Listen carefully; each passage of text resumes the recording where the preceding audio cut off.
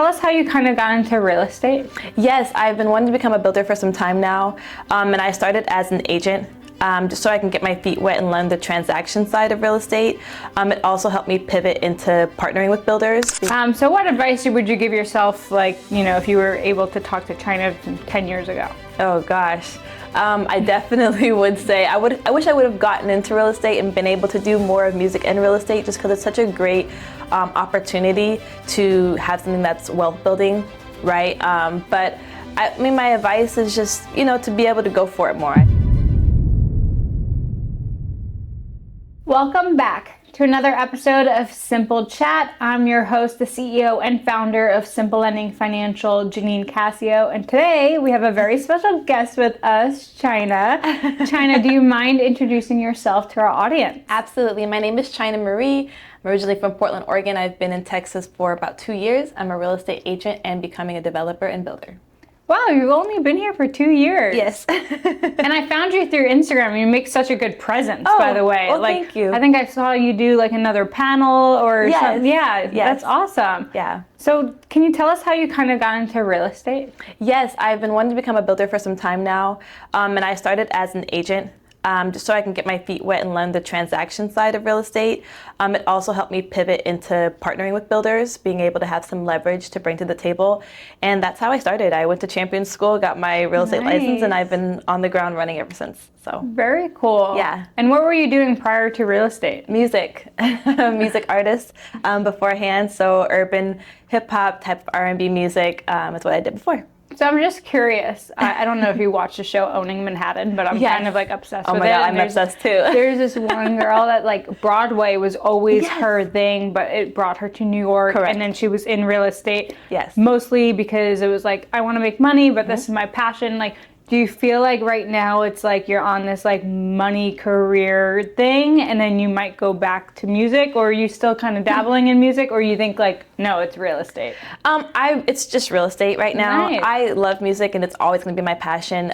Through my closing videos and through my marketing on Instagram, it's very heavily like music video influenced or just very creative. I'm putting that in there, Yeah, some people are like, why are you always popping champagne? I'm like, why not? I'm outside, what's going on? So I like to make it really fun and just, relatable. So Very whenever cool. I bring that kind of creative aspect to real estate, which is something a little bit more reserved, I feel like it's more personal and authentic to myself. Very cool. Yeah. I love that. Finding your niche. Yeah, what makes you unique.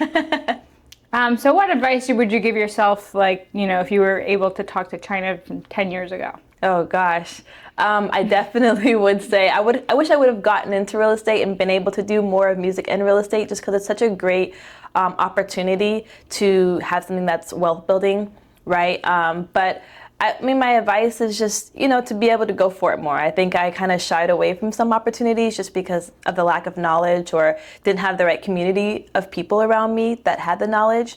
So I think being able just to go for it more when it comes to finding something that is just more financially gratifying. Yeah. So yeah, with music, it's so creative and like it's so much fun, but sometimes it doesn't always pay. Of course. Right? So even as we're seeing in the industry True now. passion, yeah. Yeah, it's like Rihanna, and look at everybody going into like beauty and things like that. It's like that's where they're really making their true fortune, right? So being able to pivot earlier is something I wish I would have done, but then again, it's like, You kind of look like Rihanna now that I'm looking at you. I think maybe it's the eyes. Slightly, maybe it's the eyes. So have you always done you said you're doing ground up construction now, right? A duplex? Yes. Have you always done that, or did you do some like renovations, fix and flip, and then work your way up? I'm straight new. Really? Yes, like that's straight so new. Interesting, because like I know a lot of fix and flippers. Yes. And then they have this like wall of like going into ground up.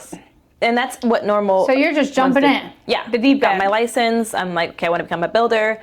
I started making my relationships with other builders and developers and seeing what that looked like, on an everyday basis, and doing a lot of research. Are you So what is the trick? Like, are you partnering with other builders? I partnered with another investor. Smart, yeah. Just so that I would have to bring half the capital. And, being able to get the capital, most people are like, how do I even get that money? And that's why I became an agent, so that the money that I make from my closings, I'm able to save in a high yield savings account, let it accrue interest over time, and then implement that into my first build. And that's how I was able to build this first duplex. So Love it. I'm extremely transparent and really Yeah. honest about how I got the money and how I'm doing this. Perfect. So, And now when yeah. people ask you who's your favorite lender, you could say Simple Lending Financial. No, that's right. So what are some top success tips that you could just leave the audience with? Yeah, definitely. I would say do as much as you can. I think some people are so focused on just like one type of aspect when it comes to like marketing or putting yourself out there. I do everything. I'm at meetups, I'm at community events, I'm at open houses. I'm doing every single thing. So it's not just like I'm just doing one lane of something to get leads or to make it happen. Whatever I see that I could possibly do, I'm just going to do it. Yeah. So I'm a true hustler. I'm a true grinder. That's what I love to do. Did it with music, and I'm going to do it with real estate. Yeah. I'm a little manifester, so I feel like people think they could like write down their goals and like do the dreaming part. Yes. But it's the action. Like, And you it's okay to have dream. yes, but you also have to have like the belief behind your dreams and then act on it. Correct. The action is the step. That's of the like, key. You know, you have to just put yourself out there and just like, you know, show up. I'm such a like doer as well, so I resonate with that a lot. Do you have any like mentors or books you've read that you feel like have elevated your mindset to put you where you're at that you could maybe do a shout out to? Absolutely. 48 Laws of Power is something that I was just reading love. that today. You know, and I remember I love to go through the laws, and I like was talking to Sydney. I'm like, wait, listen to this law. Right. But they're kind of manipulating. And it is. It's a little such a dark, contradicting but book. yes. Where some people will be like, oh God, you're reading that. But I'm reading it from the perspective of I want to know if someone's trying to do it to me. Yes, right? That's what Robert Greene says to make your so it's focus not like on. I'm not trying to outshine the master, but there's a lot of great principles in it, and I take what I need from it, right? And then also the psychology of money is what I just finished. Being able to understand how money works and the psychology behind it. He just put out Morgan put out another book of that really? psychology of spending. Okay. I haven't read it yet, but it's out. Yeah. So I'm excited to read So anything like money wise or just like how the human mind works, I love stuff like that. Too. I'm such a nerd when it comes to that, you know? I'm a book nerd. Yeah. So 48 Laws of Power. What's your favorite law?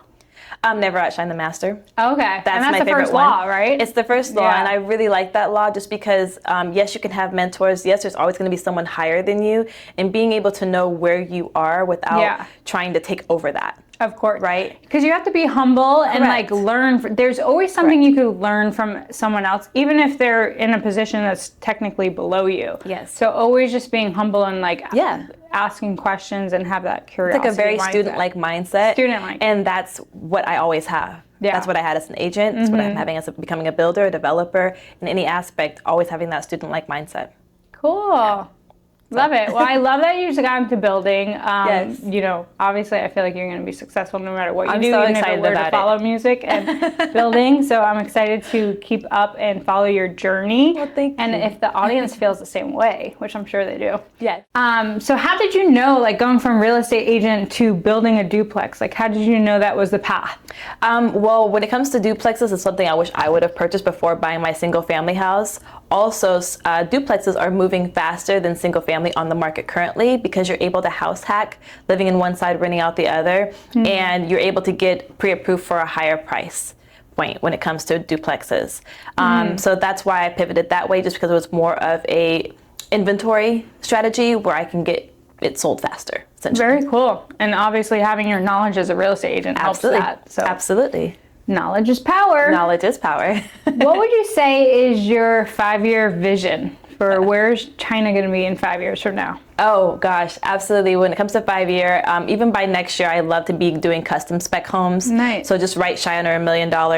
And I would love to eventually build a community of rentals that I can keep for myself and be able to have that passive income.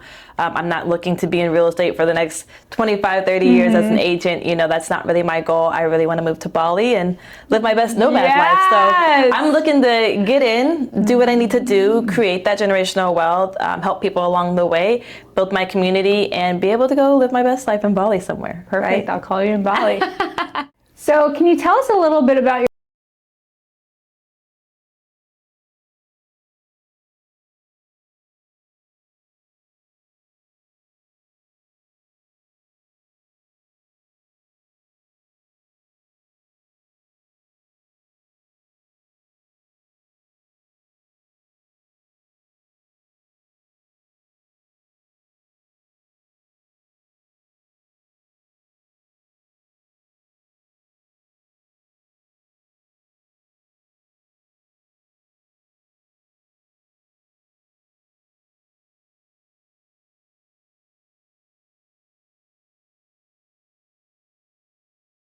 jumping off top of things and got the flag going. It really just, it captivates both. Yeah. Of celebration, authenticity. It's very creative, but you're still capturing what it's like to actually do the work of real estate, right? So you can have fun, but you can also give value at the same time, and that's what I want to provide.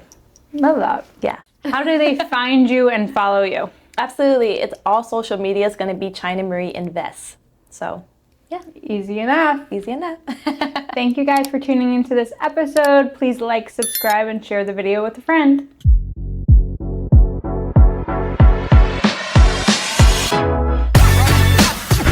Okay.